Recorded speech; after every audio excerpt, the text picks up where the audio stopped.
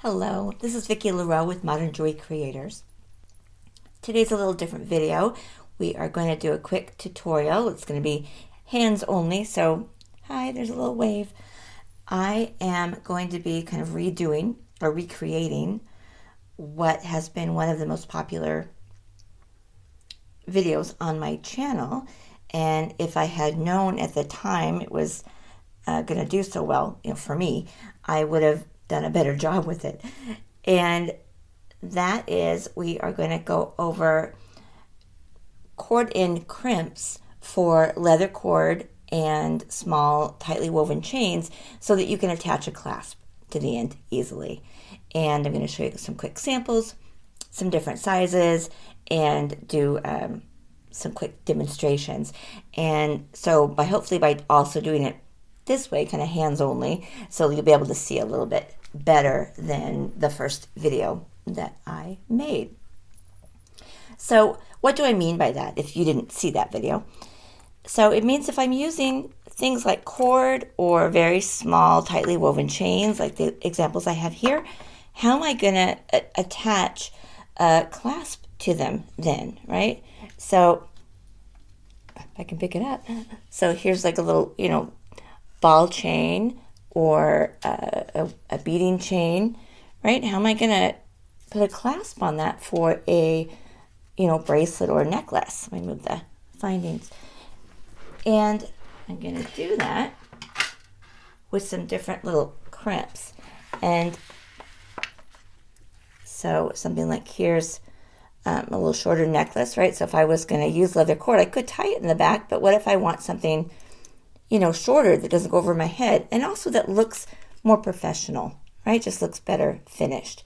So that's a little cord I'm talking about right there that we can attach to the ends, and that way we can attach a clasp and, in this example, an extension cord if we wanted to. And here's a little smaller leather cord as well, and then there's the tiny crimp. You can't even see it because it's black to match that. This little gunmetal chain is a very tightly woven chain, and there are the little crimps on the end so that it can easily be attached, to a clasp. And so unlike something like this, or like the one I'm wearing, where the chain links are, quite large, so it's very easy to attach a jump ring, I'm talking about, these really tightly woven chains that there is no other way really to attach. And here's a little earring, right? We did the crimps up here. I love that little earring. Very cute. And here's another one where I did the leather cord and crimp, up there. I think that's really pretty. So lots of examples here. This is a really popular piece. This has a couple strands of silk cord that are knotted, but then it has 3 chain strands in there too. And so, for the ends of the chain, it has the little crimps up in the comb. So let me scoot these out of the way, and I will show you how to do those. And so basically, there's a couple different sizes that we use, and they do make some other sizes as well, but here's it's a 1 millimeter. I'll hang on to the loop there, but kind of, so that's a really tiny one, but there's the 1 millimeter, so they all have 3 sides. And then the little loop on the outside to where you would attach the jump ring, or you wire wrap it or attach the clasp, what have you. And then here's the cord end crimp for a 2 millimeter or a larger one. And that has the 3 sides, as well, a little bit bigger. And so you would use them, of course, depending on the thickness of the material you're using, but there's also some other variations, so I'm going to show you those as well. So I'm going to show you how to use the smaller one first on some leather, and then also on some chain, and then the larger one and a little variation as well. So let me just cut a little piece of leather cord. This is beautiful silver metallic leather cord, and here's our cord end crimp. And our metal crimps, like most of our findings, are plated They are stainless steel that has a gold or silver plating over it, and they are nickel and lead free. They're very high quality. Almost all findings come in precious metals like sterling or 14 karat, and then like a higher quality plated metal like ours, as well as then really cheaply done findings. And well, if you love a precious metal like sterling and 14 karat, like who doesn't? But these types of crimps are really better with a plated. If you do use something like this in sterling or gold filled, it's going to be very soft. So you would do the same technique, but very gentle, so you didn't squish the heck out of it. I don't think they're going to hold as well, and they're very expensive. And I mean, ours are tarnish free, so I don't really see a reason to use a precious metal, but just a heads up that they do come in them. But I'm not a huge fan. Okay, so here's the dealio. This is going to go on the very end, right? But everybody always tries to like put it in and pick it up and thing, and that's just not how it works. We need to use a crimping plier. If you're not familiar with a crimping plier, it looks like this, right? If you close it, it has two oval stations. That little one at the top, and then the one at the bottom that kind of looks like lips. It has a little tooth on the side that looks kind of like lips, I guess. And these pliers were made for crimp tubes or crimp beads for nylon-coated stringing wire, like soft legs or bead along. But they have lots of other fabulous uses as well, including doing this cord end crimp. So what you actually want to do is place the crimp in the top station, that top oval station of the plier, right in the middle of the crimp, right? So if I'm looking at the side of the plier, I'm right in the middle of it. There's the loop, and there's the open side, right? There's three little walls to it. And what I'm going to do is put the cord right in this end. And of course, I'm hanging on to this just at the right tension so I don't squeeze it. But I'm going to slide this right in, and it could go past and you would just cut it off. But I'm going to put that right in there. And when she's in there, I'm just going to give it a little squeeze and go up and down the crimp. And then I'm going to turn it and also crimp it on the top. So I've crimped the sides kind of together, and then when I turn it, I flatten it a little bit so it folds, and it gives a beautiful, clean little crimp. No glue, nothing. It holds beautifully. Easy peasy. And that works. This is leather. It would work on satin, cotton, hemp, whatever, kind of cording you want to use. But then your loop is there, and you can attach the jump ring or wire wrap to it or whatever you'd like to do, but it is ready to go.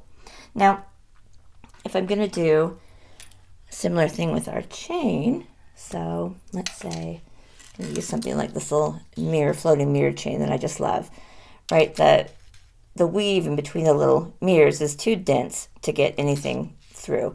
And even on the chains that you could get something through if you tried, like this little twist, it just can be easier, I think, to put these crimps, on the end. And even something like the beading chain,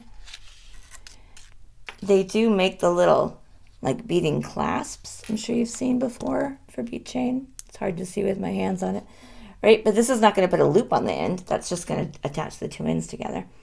So this is a nice option. So for something like this with the pattern, I always cut the chain right after the detail so that I've got kind of a longer piece of that woven chain. And it's a similar technique, but a little bit different. I'm going to place the crimp just in the crimping pliers, just like it was before. But chain is not stiff the way leather was, right? I can't put it in there. So I'm going to turn, I'm right-handed, I turn my hand over so the loop is facing the bottom. Turn my hand, see, there's a loop on the bottom. I turn my hand over, and then I drop the chain in here. And it can poke out. If I can turn my hand all the way around. It's okay if it pokes out the bottom. You could cut it off, see, like that. But I don't find that I need to do that. I'm going to drop her in. Drop. And come on. Once it's in, again, I'm going to give it a squeeze. Up and down the whole thing. I'm going to turn and squeeze again. And that's it. She's attached. Ready to go. I can attach a clasp or a jump ring or whatever to it, and you can't even really notice it because it's the same, color. So takes a little bit of practice, but just that easy. Like I said, no glue, nothing, and she's all ready to go. Now, let's do the larger one, and I'm going to show you also a little bit. Well, let's do the demo first. So here's our cord and crimp, and it works. It's going to look the same, but it's going to attach a little differently. So let's get some cord. Here's some pretty, this is a pretty sage color. And again, same thing. People love to like lay this in here and thing, and it's just not going to happen. I'm going to lay the end of the cord right in with the end of the crimp. And it's got that lovely tooth right there, which helps. But then I balance it on my index finger and my thumb. And it's not as hard as it looks. Then I'm going to use the crimping plier. And there's 3 walls, right, to the crimp. And I'm going to take the crimping plier, the first tooth, the first station, and I'm going to crimp this side down first. I'm going to go in the middle and crimp this over and crimp, crimp, crimp. And then I'm going to go around it and crimp the other side over so they fold. No TPs, right? Nothing like this. One down and one the other. So I'm going to hold that there and crimp this side down. See? Beautiful. There's one side down. I'm going to come around, fold that over. Done, attached, beautiful, easy peasy. See, gorgeous. Again, no glue, nothing, ready to go. And again, this could be satin cord, a big cotton, anything, and it'll work just the same. And the 2mm, this larger one, I don't tend to use it on chains too much, but I do want to show you how you might need to use it on a chain. We have some projects, some designs that we do. So let's use a couple things. So this little necklace, I've used it's multiple strands, and I used 2 of the crimps. This little bracelet is also multiple strands, but I put them all inside a larger crimp. So I just want to show how that can be done. So there's the larger one, and then here's some beading chain. So let's say I've got these 3 things of beading chain. If I was going to put just one on a single one, smaller one on each, and that would be easy peasy. But if I'm going to put all 3 in here, it's a little trickier, right? It's a little different than with the leather cord that was all stiff and held together. When I crimp this, it's completely possible to work fine, but it's still also possible that one could pop out. If I used a different kind of chain that wasn't maybe as stiff as this, it could be even trickier. So what I recommend for something like this is using just a little bit of I'm generally not a fan of glue normally, but just a tad. This is like a gel super glue from the dollar store. And just gonna use I'm gonna get these even and use the littlest bit there. And I have a special tray for glue. But then I'm gonna, glue those to stick together as one piece. Get those to stick together. And now, well, normally I use a little more than that, but then they will, stay together while I'm trying to crimp that over. Well, that one came out a little bit, but that is normally how you would do that. It's a little bit of a fail, but need more glue.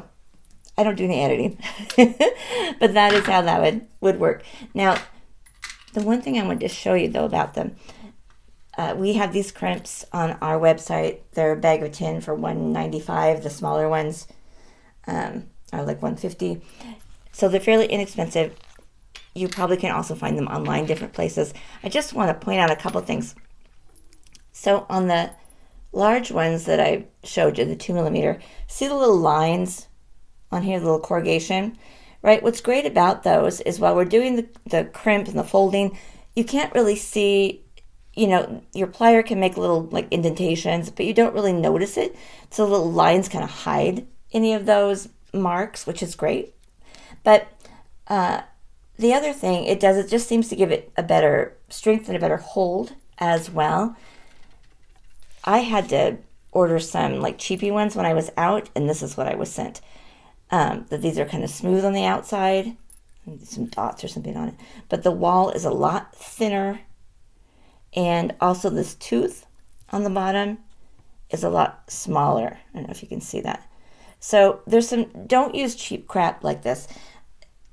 95% of the time when someone's like, I can't do this, it won't work, it's not you. It is probably more likely the quality of findings or the quality of tools or whatever you're using.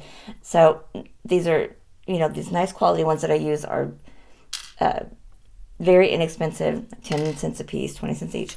And findings are such an important part of your jewelry, right? They hold it all together, that it is worth the extra spend.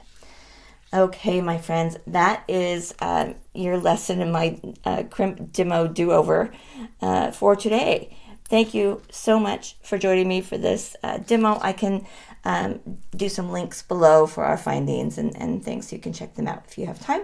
But please like the video if you liked it. Please subscribe. If you're not subscribed, leave a comment to say hello. And until next time, please sparkle brightly like the star that you are. Peace.